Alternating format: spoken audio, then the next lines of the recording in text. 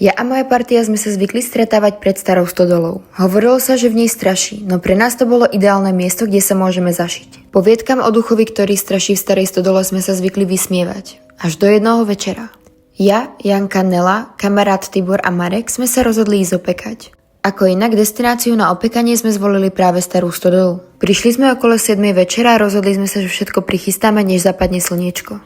Sama musím uznať, že ten večer bolo všetko inak. Bola tam akási iná atmosféra. Snažila som sa na to veľmi nemyslieť. Prichystali sme všetko na opekačku a začali sme. Bola asi polnoc, keď Tibor zahlásil, že si zahráme pravdu alebo odvahu. Keď prišiel aj na mne, zvolila som si odvahu. Bež von a urob sama kolečko okolo celej stodoly, povedal mi Marek. Celý večer som z miesta cítila naozaj veľmi zvláštnu energiu, no nechcela som byť srab. A tak som išla. Už mi zbývala len jedna stena, aby som stodolu obišla, no v tom na mňa kričí Tibor. Otočila som sa a videla som ho stať 2 metry odo mňa. Mali by ste ísť, než sa vám niečo stane.